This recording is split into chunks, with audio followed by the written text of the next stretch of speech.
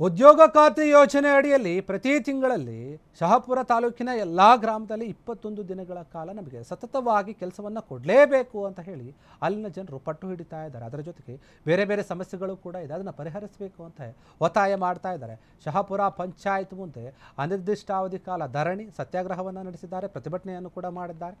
ಈ ಒಂದು ಪ್ರತಿಭಟನೆ ಏನಿದೆ, ಕೃಷಿ ಮತ್ತು ಗ್ರಾಮೀಣ ಕಾರ್ಮಿಕರ ಸಂಘ ತಾಲೂಕು ಸಮಿತಿ ಶಹಾಪುರ, ಕರ್ನಾಟಕ ಪ್ರಾಂತ ರೈತ ಸಂಘ ತಾಲೂಕು ಸಮಿತಿ ವತಿಯಿಂದ ಪಂಚಾಯತ್ ಒಂದು ಮುಂದೆ ತಾಲೂಕು ಪಂಚಾಯತ್ ಏನಿದೆ ಅದರ ಮುಂದೆ ಪ್ರತಿಭಟನೆಯನ್ನು ಮಾಡಿರುವಂಥದ್ದು.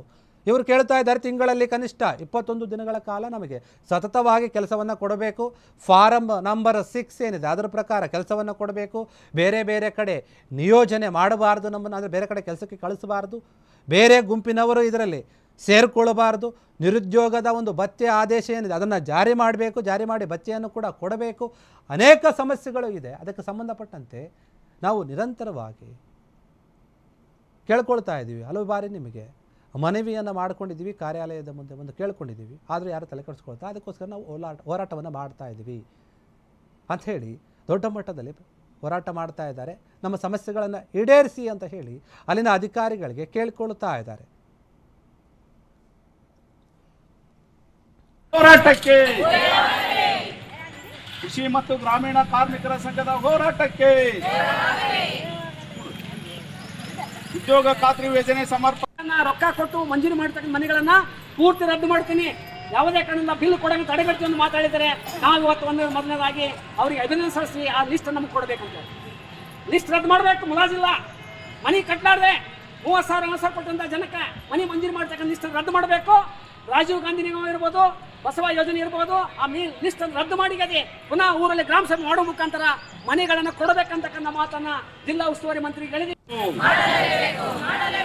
ಉದ್ಯೋಗ ಖಾತ್ರಿ ಯೋಜನೆ ಸಮರ್ಪಕ ಜಾರಿ ಮಾಡಲೇಬೇಕು. ತಿಂಗಳಲ್ಲಿ 21 ದಿನಗಳ ಕಾಲ ಸತತವಾಗಿ ಕೆಲಸ ಕೊಡಲೇಬೇಕು. ಕೊಡುವವರೆಗೂ ನಾವು ಹೋಗುವುದಿಲ್ಲ. ಕೆಲಸ ಕೊಡುವವರೆಗೂ ನಾವು ಮನೆಗೆ ಹೋಗುವುದಿಲ್ಲ. ಉದ್ಯೋಗ ಖಾತ್ರಿ ಹಾಳು ಮಾಡುತ್ತಿರುವ ಅಧಿಕಾರಿಗಳಿಗೆ ಹೇಳಿದಿಕ್ಕಾರ. ಉದ್ಯೋಗ ಖಾತ್ರಿಗೆ ಹೇಳಿದಿಕ್ಕಾರ. ಉದ್ಯೋಗ ಖಾತ್ರಿ ಯೋಜನೆಯಲ್ಲಿ ಕೆಲಸ ಕೊಡದೇ ಇರುವಾಗ ನಿರುದ್ಯೋಗ ಭತ್ಯೆ ಕೊಡಲೇಬೇಕು. ನಿರುದ್ಯೋಗ ಭತ್ಯೆ ಕೊಡಬೇಕೆಂದು ಆದೇಶ ಮಾಡಿದ್ದರು, ಕೊಡದೇ ಇರುವ ಅಧಿಕಾರಿಗಳಿಗೆ ombudsman ಅವರಲ್ಲಿ ಅರ್ಜಿ ಹಾಕಿದಾಗ ಅವರು ಆದೇಶ ಮಾಡಿದ್ದಾರೆ. ಆ ಆದೇಶವನ್ನ ಜಾರಿ ಮಾಡಿ ನಿರುದ್ಯೋಗ ಭತ್ಯೆ ಕೊಡಬೇಕು ಅಂತ ಹೇಳಿದ್ರು ಸಹ ಇದುವರೆಗೂ ಅದು ನಿರುದ್ಯೋಗ ಭತ್ಯೆ ಕೊಡ್ತಾ ಇಲ್ಲ ಮತ್ತು ಕೆಲಸನೂ ಸಹ ಕೊಡ್ತಾ ಇಲ್ಲ. ಆ ಕಾರಣಕ್ಕಾಗಿ ನಾವು ಇಲ್ಲಿ ಬಂದು ನಿಂತಿರ್ತಕ್ಕಂಥ ಪ್ರಮುಖ ಉದ್ದೇಶ ಆಗಿದೆ. ನಮಗೆ ಕೆಲಸ ಕೊಡ್ಲೇಬೇಕು, ಕೊಡದೇ ಇದ್ರೆ ನಾವು ಇಲ್ಲೇ ಇರ್ತೀವಿ, ಇಲ್ಲ ಮಾಡೋ ಇಲ್ಲವೇ ಮಡಿ ಅನ್ನೋ ರೀತಿಯಲ್ಲಿ ನಾವು ಬಂದಿದೀವಿ. ನಾವು ಬುತ್ತಿ ಕಟ್ಕೊಂಡು ಬಂದಿದೀವಿ, ಮನೆಗೆ ಸೇರೋ ಅಕ್ಕಿಯನ್ನ ತಗೊಂಡು ಬಂದಿದೀವಿ, ಇಲ್ಲೇನೆ ಊಟ ಮಾಡ್ತೀವಿ, ಇಲ್ಲೇನೆ ಕೂಡ್ತೀವಿ. ಮತ್ತು ನಮ್ಮ ಸಂವಿಧಾನದಲ್ಲಿ ಏನೋ ನಾಳೆ 26ನೇ ತಾರೀಕಿಗೆ ನಡೀತಕ್ಕಂಥ ಸಂವಿಧಾನ ದಿನ ಧ್ವಜಾರೋಹಣೆಯನ್ನು ಆಚರಣೆ ಮಾಡ್ತಿದೀವೋ, ಆ ಧ್ವಜಾರೋಹಣ ಆಚರಣೆ ಮಾಡುವ ಮೂಲಕ ಅವತ್ತ ಸಂವಿಧಾನದಲ್ಲಿ ಆಶಯ ಏನ್ ಕೊಟ್ಟಿದ್ರು, ಆರ್ಟಿಕಲ್ 21 ಪ್ರಕಾರ ಉದ್ಯೋಗದ ಹಕ್ಕು ಅಂತಕ್ಕನ್ನೋದನ್ನು ನಮ್ಗೆ ಬಾಬಾ ಸಾಹೇಬ್ ಅಂಬೇಡ್ಕರ್ ಅನ್ನು ಕೊಟ್ಟಿದ್ರು.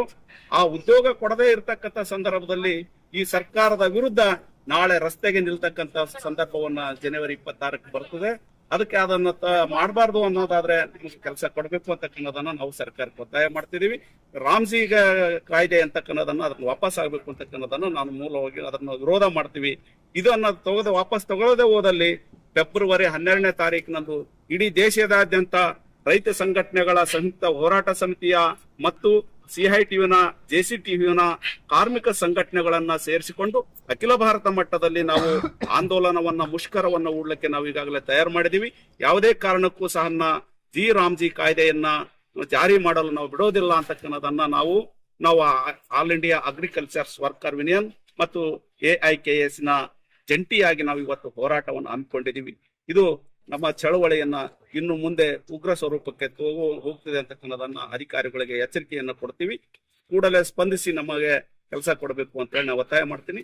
ನನ್ನ ಹೆಸರು ದಾವಲ್ ಸಾಬ್ ನದಾಫ್ ಅಂತ ಹೇಳಿ ಕೃಷಿ ಕೂಲಿ ಕಾರ್ಮಿಕರ ಸಂಘಟನೆಯ ಜಿಲ್ಲಾಧ್ಯಕ್ಷ ಆಗಿ ನಾನು ಕೆಲಸ ಮಾಡ್ತೀನಿ. ಧನ್ಯವಾದ ಅಂತ ಹೇಳಿ ಕ್ಷಣ ಕ್ಷಣದ ಸುದ್ದಿಗಳಿಗಾಗಿ ಫ್ರೀಡಂ ಟಿವಿ ಸಬ್ಸ್ಕ್ರೈಬ್ ಮಾಡಿ, ಲೈಕ್ ಮಾಡಿ ಹಾಗೂ ಫಾಲೋ ಮಾಡಿ. ಹೊಸ ಸುದ್ದಿಗಳ ನೋಟಿಫಿಕೇಶನ್ಗಾಗಿ ಬೆಲ್ ಐಕಾನ್ ಮೇಲೆ ಕ್ಲಿಕ್ ಮಾಡಿ.